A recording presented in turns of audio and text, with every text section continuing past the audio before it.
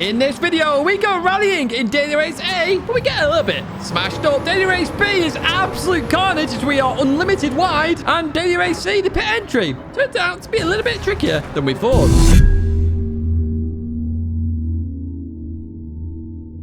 Hello everyone and welcome back to the Gran Turismo weekly race guide here in 2024. Week 48, we're getting closer to the end of the year and we've got a very interesting week this week. It's all about high speed, full throttle action. First up is rallying that you can see in the background. Yes, we're in Gr.B at Sardegna Windmills. Now for this one, we are doing 6 laps. It's a grid start with the false start check. You are on dirt tyres. Interestingly, on dirt, we don't use fuel or tyres there. I'm not sure why. Something to do with the physics, maybe? Who knows? And the bop is on for the Gr.B machinery. I chose that Subaru WRX in the background. That appears to be up there, although I did notice the Audi Sport Quattro just creep into the leaderboards before I started editing this video.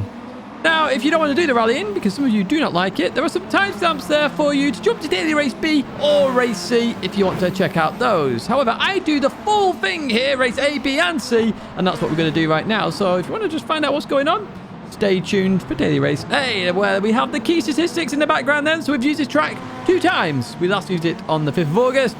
Now, there will be contact in this race. It's just the nature of the beast with rallying in Gran Turismo and the ping-pong physics that exist. There is a high skill level required in order to improve your time, which is a bit of an unusual one. So, literally, I found that I was having to push myself to the absolute limits, even just to get within a second of the top time. Some of the best rally drivers in Gran Turismo are absolutely phenomenal, and fair play to them. Without further ado, then, let's jump into this one, and let's have a look at some of the carnage that happens with rallying.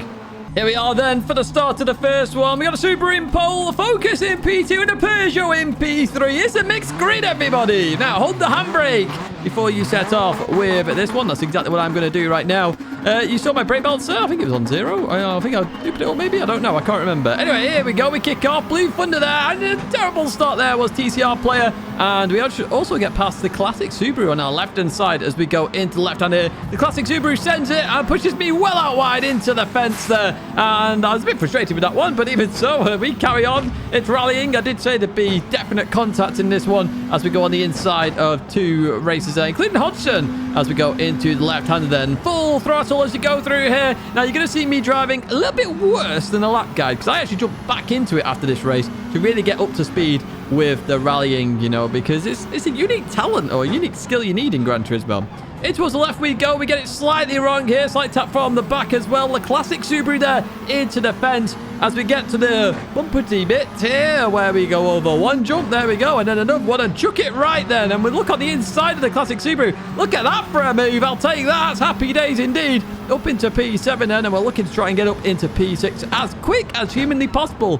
However, the classic Subaru behind, having none of it, straight into the back of me again there. And we're going into the cliff edge there. As we go through here, it's all turning a bit carnagey. We're all ghosted as well. And I go into the fence now. It's just going worse here for me. Bad to worse as we continue out of there in P11. P11. Unbelievable here then as we head towards the end of lap 1. It's not been the greatest one there. Couple into the barrier up ahead. We've got Toyota in there as well. Hodgson hits the left-hand side, goes for a spin. We get 2 places back then. And we'll have a look at that one in the bloopers, exactly what happened. The classic Subaru here falling back as well as we look to try and go around the outside here. And it's going to be inside for the right-hander. Not going to work. The Toyota's coming from nowhere. Where's that Toyota come from? Absolutely flying there behind in that GT86 rally car. We fast forward a little bit here then and look to try and get this move done finally on this Subaru. Into the sharp left we go then. Very easy to get this one wrong, like that classic Subaru here. Into the barrier there. Unfortunately, straight into the sort of vision, my line. And they couldn't have done anything about that, to be fair. So, yeah, we don't gain anything then. We're on the inside here. There's a tiny bit of a tap. Nothing major, though. I continue on here. We're racing. We're rallying towards this left-hander. Then we get on the inside flip. We look to slow it down. They send it round the outside, but that's not going to work here. We saw what happened when I did that on the previous one. I say send it around the outside. I was hit to the outside, but even so, we are through up into P8 then. Let's advance a bit further on where we catch up to P7 very quickly. Here's MGT as we go into the left-hander, and again, this is where you really need to send it. This time, though, I've just kept it on the inside a bit more to get on the inside of the other Subaru driver, and we are now up into P7 already. Quite a sleek move, if I do say so myself. We get towards the end of lap number 3 then. We're going over the first mini jump, then the big jump, and look at this. We're straight over somebody else who's crashed there. Now, we're going to have a look at that one in the bloopers because surely that will look phenomenal. Right, we're into P6 then. We got Handsome Frank up ahead in that RCZ. As look at the size of the wing on that thing. It's huge. As we head towards the end. Oh, hello. Yellow flag. What's kicking off here? Oh, it's gone off again. So nothing too crazy.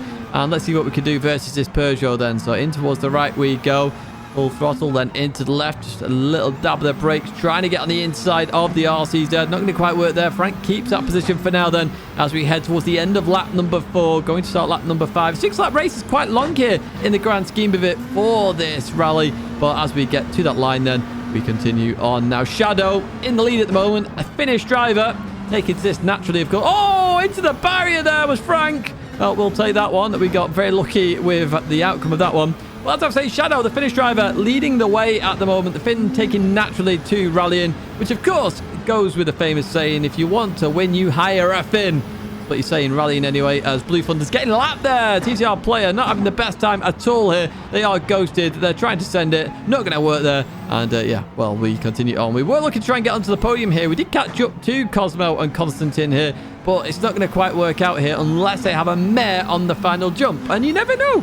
It could happen. So we continue towards the left. Look at this, by the way. I'm 2 seconds a lap slower than Shadow right now. That's why I had to go back and learn this, because I was not having that. I'm not being 2 seconds slower than Shadow. But there we go. We finished the race. Big congratulations there to Shadow. Dominated that one. Absolutely dominated it.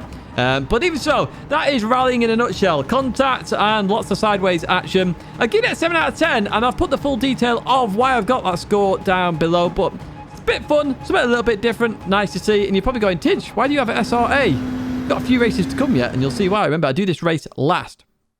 So, turn 1, you chuck it right. There's a marshal on the inside, which you would not be allowed to have in real life, but even so, he's right there, right next to the circuit. And what we're going to do then is chuck it left. So I lift off a little bit here to hopefully get the car to turn left, and then I'm going to stay in 6th gear and just full throttle it again. Notice how close I got to the inside there, but that's what you want to do. You want to get over towards the left-hand side as quick as possible, over towards the right. I drop a gear here now. What we're looking for is the tree on the right-hand side. I probably should go full co-driver here. So we have a tree on the right. We're going to go into the 180 left, Titans, etc. No, I won't do that. So we're going to go into this one, and we're going to stay in 4th gear, but we want to keep full throttle. We want to keep the turbo spooled as much as possible. We want to keep the revs up in the engine as well. So yes, we get it turned in, and notice here now, we're going to try and full throttle this as much as we can, keeping the speed, trying to keep the car going forward as well. That's critical in rallying in Gran Turismo. It's about going forward as well as sideways. It's very easy to go sideways, but to make sure the momentum keeps going forward, that's the tricky part. And just before we get to this jump, where that GoPro sign is, and that's where I would look here, you want to go over this jump, dab the brakes, and then turn left, okay? It's a 90 left. And with this one, it's again progressing forward. So watch what I do here then as we go over the jump. I then hit the brakes, get it turned, and then I'm instantly on the throttle because I want the car to go forward. I don't want to just keep it sliding, and that's exactly what I do with the all-wheel drive system of this Subaru WRX. Right, we go over the jump here. The second jump really sends it sideways. Slight lift there. I'm in 6th gear now, and then I'm going to continue on here. Be careful of this slight left. It can push you into that hay bale there, which is dangerous. The second hay bale is your brake marker for this left-hander, and you're probably going, Tidge, this is far too early. It is a little bit early, or may feel a little bit early, but it's where you actually need to be. So that's why we are braking right here, and that's exactly what we're going to do as well. So as we come into here then, we're going to start chucking it left, and again, we want to progress forward, which is why I'm getting as close as I can. I'm in 3rd gear. Stay in 3rd gear throughout this entire section. You'll be absolutely fine. Over towards the left-hand side. Notice there, I didn't do anything. Just let the car roll through the corner. On exit then, I accelerate out of here. You want to go over towards the right, and then over towards the left very early here. And so you want to stay towards the middle of the circuit, not on the inside, because you have bigger jumps. The more to the inside you go, the bigger the jump. And that is how you do a lap at Sardegna Windmills in a rally car. Now, you've already seen, we've jumped to Daily Race B already. The high-speed ring in Group 1 cars. You can pick any Group 1 car you like. This is absolute insanity. 8 laps, rolling start, racing medium tyres, and these cars are tunable as well. We've got downforce changes, transmission changes, suspension changes, you name it, you can do it here. It makes this race absolutely insane, and you can see that down at the bottom. But we've used this track 3 times. The last time was the 15th of July. There are extreme variations in cars and setups as well. And you do have banking, and there is a potential of a little bit of wall riding there as well. Now, they have sorted out a bit of the wall riding this morning, so the leaderboards have already been reset once, but we'll see how it goes this week. I chose the Nissan due to its extreme speed. Let's jump into this race, but I use a default setup for the race. Here we are then at the start. We've got a Bugatti in pole. So there we have the vast differences there. We're in the super speed of the Nissan versus the super handling of the Bugatti. What could go wrong? What you need to do, though, which is right, which is hit the like button and subscribe now to the channel. Stay in touch with all the latest content we do here. And it's already kicking off there. We're overtaking Bugatti. We've got a Jaguar up ahead. We've got the Mazda 787B. And in the distance, look at this. You can see my smile on my face. They're 3-4 wide here. We've got Bull Ben there trying to get around people. And we've got Bugatti there, dodgy as well. The bit of contact. Here towards this left we go. Look at this boy. Insanity. Oh, anyway, we'll leave that corner. The Swede there slowing down massively. And I think they were waiting up for somebody. That obviously compromised me there. They got a 3-second penalty for whatever happened in that corner. We got a slight tap on the inside there. No idea who that is. Oh, it's Blue Thunder. Honestly, this race is bonkers. And obviously, one of the first races of the day here as well. So nobody really knew what was the best car, which is why the grid is so varied. Obviously, that's going to change throughout the day as a couple of people take penalties there. But it's unbelievable, this race. It really is. Even setup changes. The default setup of this car, for example, can only hit around 210 miles an hour from memory with default setup. You whack the downforce down, which I do in the lap guide, which I'll explain shortly, you can hit 240. Big speed differences at the high speed ring. But it's nice to see they are using this track. You know, we don't use it very often. Here we go. And look at this. Look at the speed ring catching dodgy then. Round the outside. We've also got a Toyota TS at 030 there. And we now gain a few more positions. Slightly different here as we go into the banking, then trying to avoid that wall as best as we can. Behind the Bugatti's just gone around the outside there. Dodgy with an insane move here. As we are purple going into it. Oh, who's that off? That's Max Power off in the distance. Not sure what happened there then. Get a slight tap from Dutchy. Again, that's not really Dutchy's fault. Dutchy is just trying to go as slow as possible around the corner, or go as quick as possible, but avoid other people. But the Bugatti is so different with its handling. We know this, that now the Bugatti gets left for dead. We've got the Toyota who went around the outside of both of us then. In towards the left we go. And I'm really having to be cautious here about understeering into that Toyota. Dutchy gets advantage there as well. But we get onto the start-finish straight, and it all kicks off again. Look at this. The speed difference is insane. We hit 190 miles an hour then. As you see, oh, who's this? Max Sonic around the inside then in the Mazda 787B out of nowhere. And that's just due to that not being compromised on the last corner. As we get very close then, in towards the right we go. We've got Dutchy behind. We've got Max Power behind in the Jaguar. That Toyota goes around the outside. Going to be on the inside for this left-hander. Look at this for a move. Gets 3 places in one corner, does JetBlue there. We've got nowhere to go there. We give Marasonic a bit of a bump there to get going as we head towards the last corner once again. But what an insane race this is. Dutchy on the inside. I'm sort of in the middle of nowhere right now, trying to work out what to do here as we go around this corner. There are so many cars so close here. Max Power, bump draft Mario Sonic there. Mario Sonic on the outside, going to be inside. It's a multi-class race.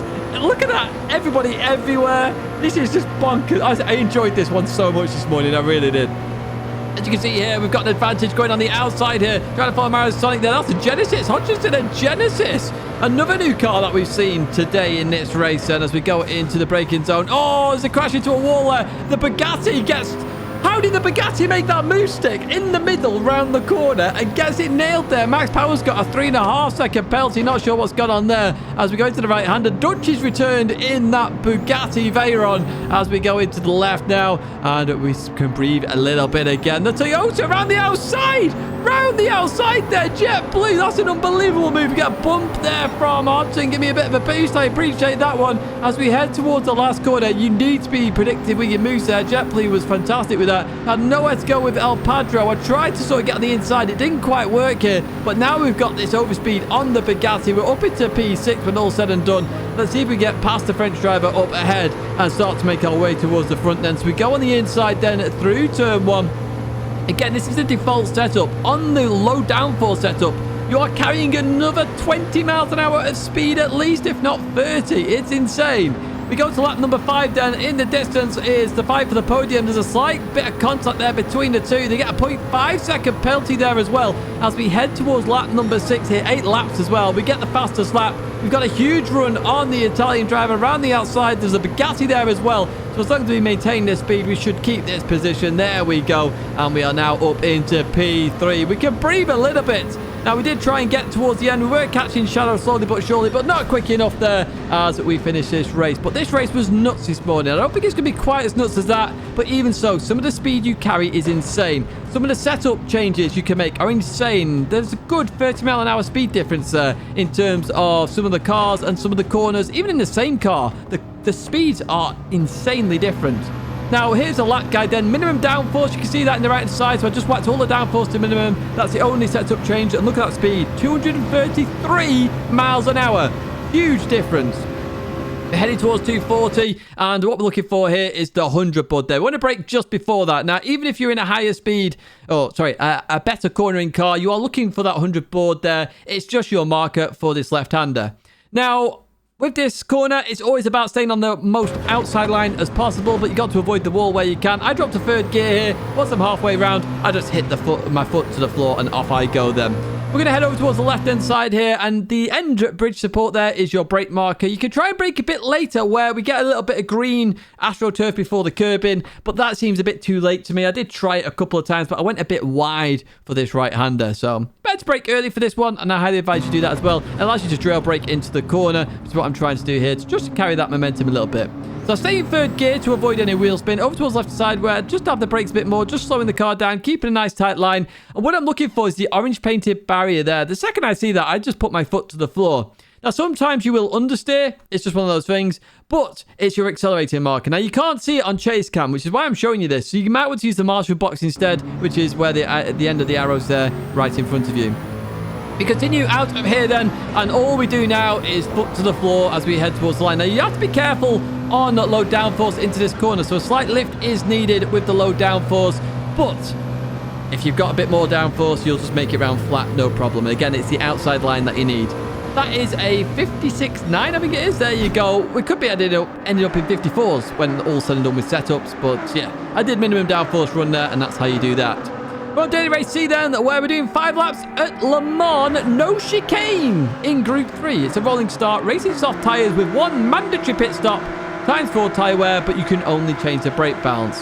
Now, I'll talk about this combo in a second, but first up, let's have a look at some of the key statistics here. We've only used this track twice before, so it's not a top 10 use combo. Last time was the 22nd of April. We actually had one of the best daily races ever at this one from memory with the wet weather.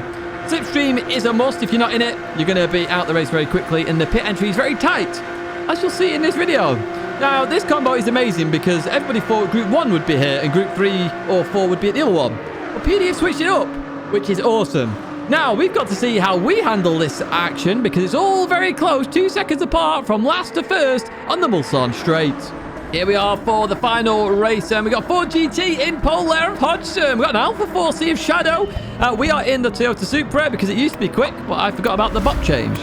Now, there is a like and subscribe button down below. If you're enjoying this video, as always, do hit those buttons. I do appreciate all the support as we kick off this race. And as I say, the Toyota got a little bit of a nerf in the latest patch, but not too much of a nerf in terms of it's still competitive. However, that 4G up ahead does carry a lot of speed. And it's the speed part that we really need to focus on in this particular race. So 5 laps here of the Le Mans circuit with no chicanes. So it's all about that slipstream train, as I talked about in the key statistics. And what we're going to do here is try and work with Mario Sonic as we push forward. So we're, 4.8 seconds down on the leader at this moment in time, but we are looking to catch up very quickly. Look at that gap. It's down to 2 seconds with that slipstream. That's how insane this slipstream is as we prepare for Mulsanne Corner. I can't even get my words out. It's been such an insane video so far, this one. So we're going to the brake zone. Everyone being very cautious here. Max Power looking down the inside in that Lamborghini Huracan then. And we got Mac there. Just hung out to dry a little bit here. So I get on the inside then to try and follow Max Power through and go up into P13. We're only 3 seconds off the lead in P13. It's pretty mental, to be honest with you. As you can see here, it's now under 3 seconds as we head towards Indianapolis. But again, we're just braking a bit earlier here, just being cautious in that train of cars. And you're going to see this quite often this week, where there's a long line of cars. You have to really be cautious in certain braking zones. We go towards the next braking zone then here at Arnage. Looking at that rear view mirror there. Somebody gets it slightly wrong there, does Mac. Well, look at that one in the bloopers. But I do feel like they did try to avoid me there. And notice Max Power there benefited massively from all that action. And gained, 2 positions there? But has a penalty. So it's going to come back towards us here. We're going to follow Mario Sonic then towards the Porsche curves. Hopefully get up into P12. There we go. Job's a good one. And we're going to head into the next lap then, because it's all line astern until the Mulsanne straight. This is where all the action is going to be happening here. And what we're going to do is actually follow Mario Sonic towards the right-hand side. Now, Bold Ben being very bold with that Ford GT choice, that is for sure. As we go into the braking zone then, everyone's just looking to slow down there. It's all very close here. And we do get it stopped. Somebody up ahead just went a bit deep there in the Ford GT. We continue on out in P11. So we are making ground here as we advance towards Arnage on that same lap where Metal Lake Racer up ahead has a penalty. There's a slight contact there. Ziz stopped on the left-hand side. Gianni with a 0.5-second penalty. So we're gaining a few more positions here as we are now up into P8. Now, I didn't actually realize Max Power's towards the right side of me there at one moment. So we've fortunately given Max Power a bit of space here. Now in the slipstream as well. Going to head over towards the left side. There he is as he looks for the move around the outside in towards the Porsche curves. Now, I don't want to fight this too much because we are losing time towards the leaders here. And I do want to fight for the lead here. And that's something you do have to think about in this race. It's all about teamwork, this one. So where can you work as a team? Where is it better? So the Toyota Supra arguably is a better handling car than the Ford GT as we go through the chicanes here. Oh, Max Power's off. Max Power yeeted the curve there and it all went wrong. But going back to that strategy, the Ford GT is arguably quicker in a straight line, so it's better for that car to be ahead and arguably us to be behind. And you can see there, Bahamas here then, just off at the Mulsanne corner, so we get another place. So that allows then us to potentially overtake going into the handling section, which is what I wanted to do here. So that's what I'm going to do. Go over towards that right-hand side then. We're going to get the place from Mario Sonic. That was the goal here. So then in the handling section, I can pull away. Then Mario Sonic can come back at us there and either overtake or bump draft, however he sees fit. However, it's lap number 3, so we're going to come in the pits. Those tyres are being worn quite heavily here. As we come into the pits, and there's a big crash up ahead. We don't really see much of it. They are ghosted, but they unghost exactly when I get there. So Gran Turismo's penalty system, or ghosting system, working well, apparently, by unghosting when cars suddenly appear out of nowhere, rather than just staying ghosted, like you would expect. Even so, we are going to change our tyres there. One car didn't change their tyres, and it's out ahead. Or I don't believe they changed tyres anyway, because they've got a big gap there. Anyway, we continue on here. Lap number 4 then, and Shadow's got a 3-second penalty. And only since watching the replay, I think I caused that, but we'll look at the bloopers here. So I'm going to bump draft Shadow here then. And we got sort of forced into Muscaffi there, so apologies to Muscaffi. We're sort of on the inside. Danny was going left there to maximize his line there.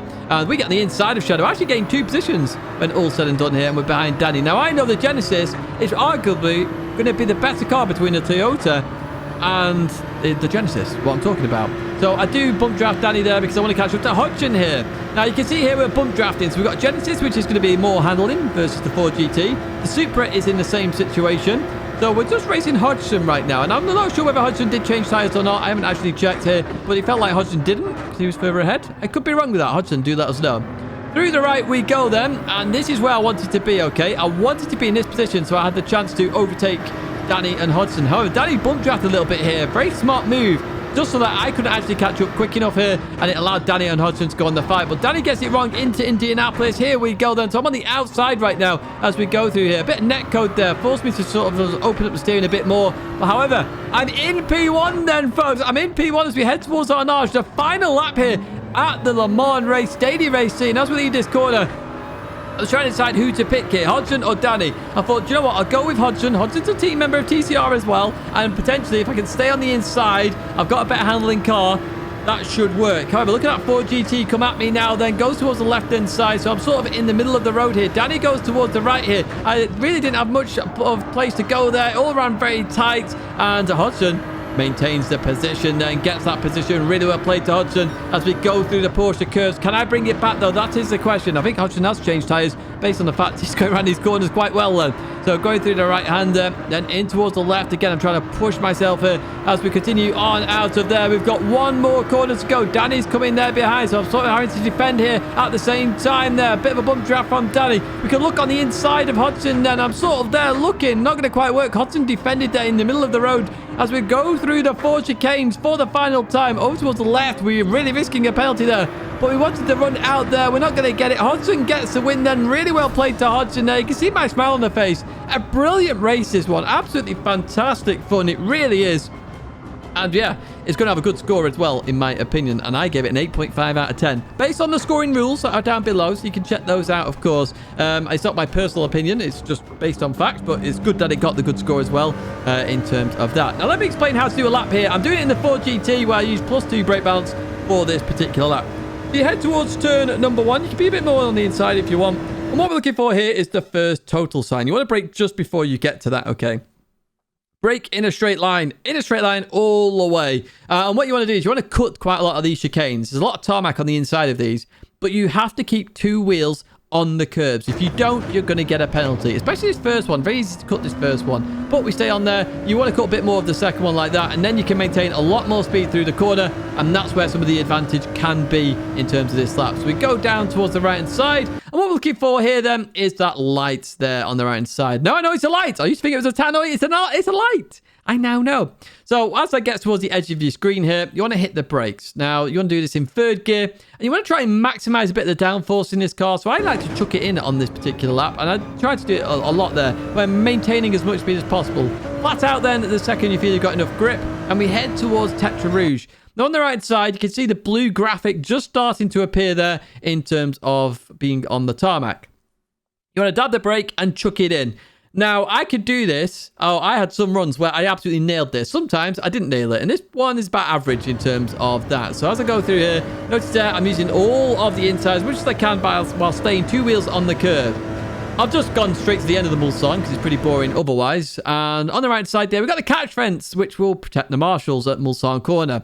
So that is your brake marker. Brake in a straight line. So you can see that I'm pointing towards the first part of the corner. I'm then going to head in a straight line towards the outside. That gives me the best braking efficiency, and I should stop that little bit quicker. That's to go towards the outside, and that's to release the brakes as I turn in, clip the curb, and accelerate out the corner.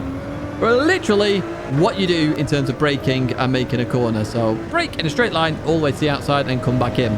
So we head towards Indianapolis then. So on the left-hand side, I'm going to highlight it here, okay? You got this dark green stuff. Before you get to the end of that, you either need to dab the brakes or lift, and lift a lot as well as you chuck it in, because you want to get as far to the right as possible, but don't cut it too much. You can get a track limit penalty.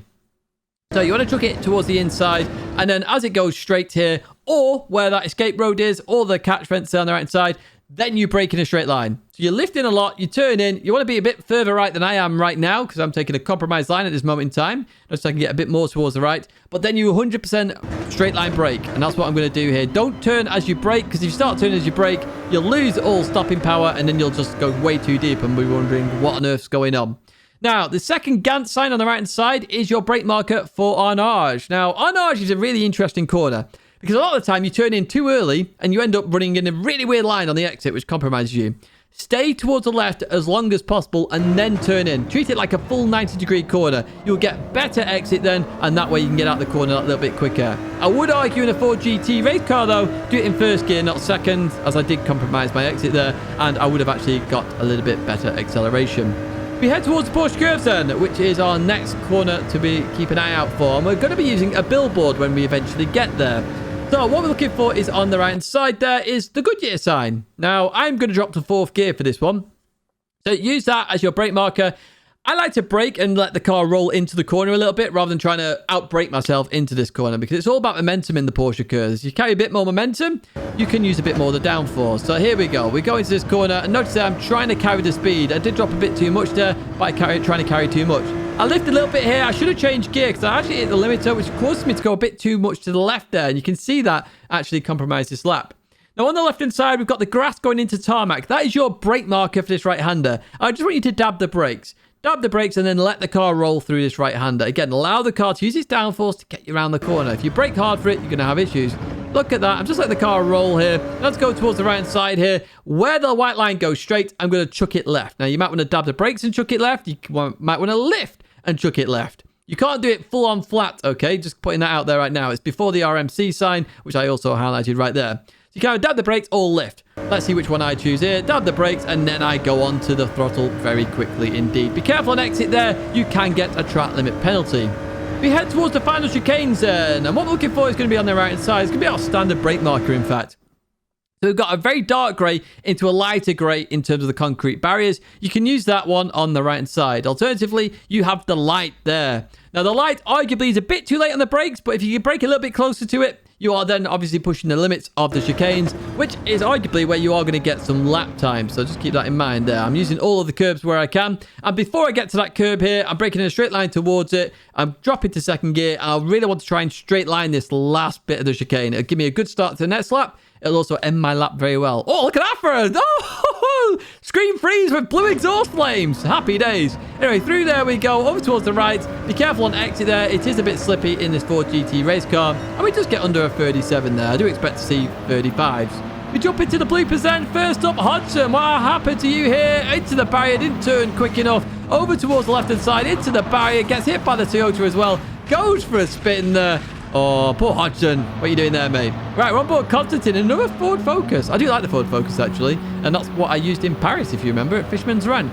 Right, as we go into it. Oh, the dangerous hay bales got you there. Big Constantine. Really did. Now we've got GT Mouse then as we go through the left-hander. We've got the mini jump. Oh, still turning left there. Not good. Into the pit wall there. Oh, this is when I jumped them, isn't it? Let's have a look. Way! Look at that. What a move that is. Overtaking as you fly over them. Absolutely fantastic. Now we jumped to Daily Race C as Daily Race B was just full carnage as you saw there. There'd be too many bloopers there. And first up, look at Mac here. This is brilliant sportsmanship. Realised they broke too late. Went towards the left-hand side and arguably saved my race there. So I do appreciate that, Mac, a lot. Really good sportsmanship. Did say sorry as well after, but you can see that right here. Now, as this went for the move there, didn't quite work out on Gianni, but again, waited up on the left-hand side. I probably waited a bit after that, but even so, brilliant sportsmanship there as is. Really is good stuff to see, and I will always try and show good sportsmanship where I can. So here's Max Power, over towards the right, yeeted the chicane, and just got it slightly wrong there, and it goes off into the gravel, and we go on by. Now what happened into the pit entry then? So as we come into here, Shadow just takes it a bit too quick. Danny gets it wrong as well. Justin goes at the wrong time there. And then, yeah, cuts the inside. So I think Shadow got the penalty because of me there. So I do apologize for that. But you were ghosted and unghosted right in front of me. So not much I could have done. What you could do, though, is like and subscribe this video if you have enjoyed it. And if you did, there are 2 more videos there to check out. Check out the partners down below as well. They support the channel. And thank you so much for watching. I hope to see you in another video or live stream again very soon.